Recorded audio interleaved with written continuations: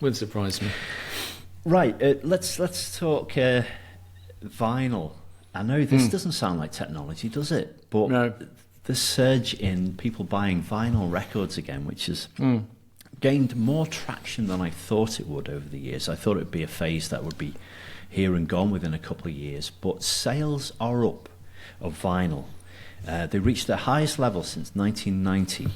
Reaching 5.9 million units sold in 2023, and it marks the 16th consecutive year of growth for vinyl sales. How interesting. How does this affect streaming services? Or does it not affect them at all? I don't think it affects them. I don't think it affects them at all.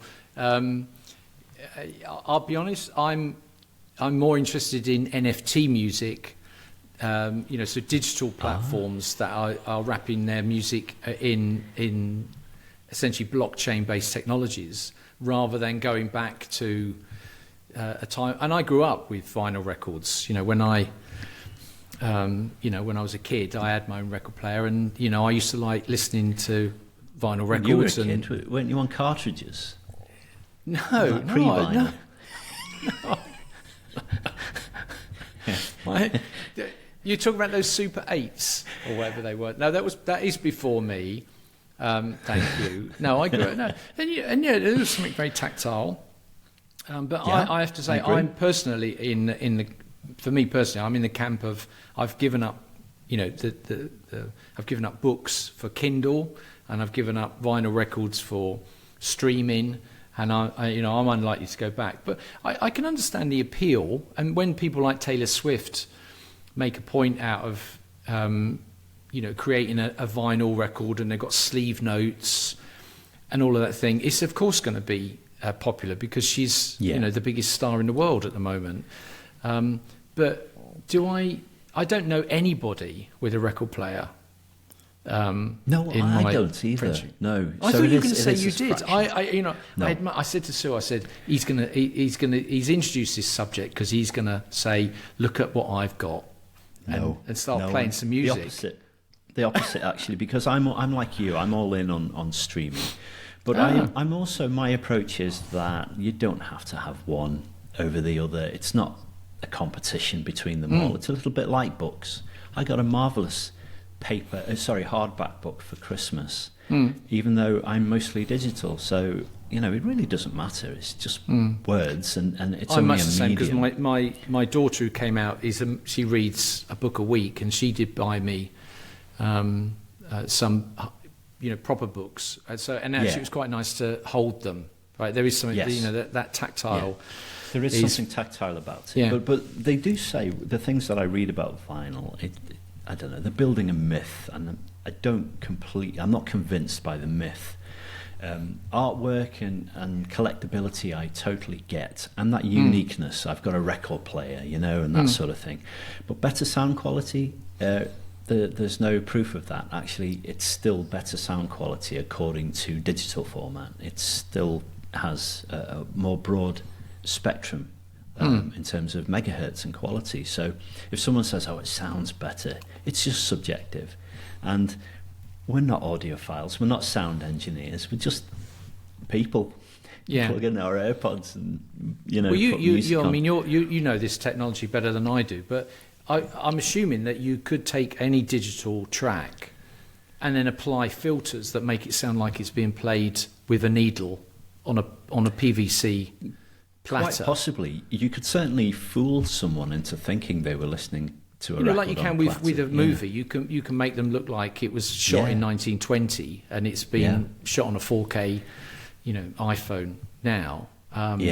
So I guess you can kind of do those things. No, see, for me, we probably are much more aligned then in terms of the digitalness, because the things that when I look at vinyl sales, they say, you've got like the sleeve notes, and I'm thinking, but I don't really want the space taken up with all of that, the rows of vinyl records that you'd have, when you can get millions of them on any digital device. But when you go down the NFT, you can attach so much more information and giveaways and visual. You can make something entire really relationship good, between the musician and the owner of the I mean, once you buy a vinyl record, you buy Taylor Swift or the Rolling Stones, I think have got vinyl records out, they don't know who you are and you have no direct contact. Whereas if you do it through a digital mechanism and you've got this ownership token called an NFT, then you actually have a record link, a recorded link, without that being a pun, on the blockchain that connects the artist with the person who owns it, and that stays current. That's real time. So I'm much more interested in that. Well, do you know what's also surprising for me is that with streaming, you can pay $9.99 and get a premium subscription to either Spotify, Apple Music, whatever your flavour, and you can listen to 80 to 100 million pieces of music or albums, whatever it is, how they quantify that. Whereas the average cost of one vinyl album is 20 quid. You're joking. £20, that's the average. That's what I found. That's what I read. So you can pop your Taylor Swift album on that you just paid £20 for, and you can only play that Taylor Swift album. You know what I mean? So I don't want to go back to that. Yeah. Oh well, I suppose I hadn't even looked at how much. It doesn't surprise me, but it does surprise me when you think, from a business point of view, people are buying vinyl from an emotional point of view. They're not buying it for any other reason. It's just there's an emotional need to have a vinyl, which is fine. I get that. Everyone to their own. Doesn't do it for me. Well, it's interesting you say that as well, because the most popular albums are by Taylor Swift, Rolling Stones and Lana Del Rey. I can't imagine 12-year-olds buying Rolling Stones albums and Lana Del Rey, maybe Taylor Swift, but even Taylor Swift has been around a long time now. Her audience is a little older, so the people actually with the money and perhaps that emotional connection that you just said, maybe they're propping up this vinyl surge at the moment, and good on them. I still don't think it's going to last, but it's lasted a hell of a lot longer than I thought it would. So I agree. I think it's just one of those. There'll always be a little pocket of people that like that, just as they are in all sorts of collectibles. There's loads of little niche groups, and they'll get a headline from time to time. Speaking of collectibles, Rick, my award this week goes to the creators of Pokemon Concierge. For reminding us that the world isn't always on fire. The new show, Pokemon Concierge, is on Netflix, and whatever your age, switch it on and let it go to work on your senses. If you can just switch off from the news cycle at the moment and plug into something that isn't a serial killer show or something that's going to get us down, put Pokemon Concierge on. It's a show, is it, on Netflix? Award of the week. Yes, it is, yeah. I haven't seen that. Yeah. What about your hero of the week? Yeah.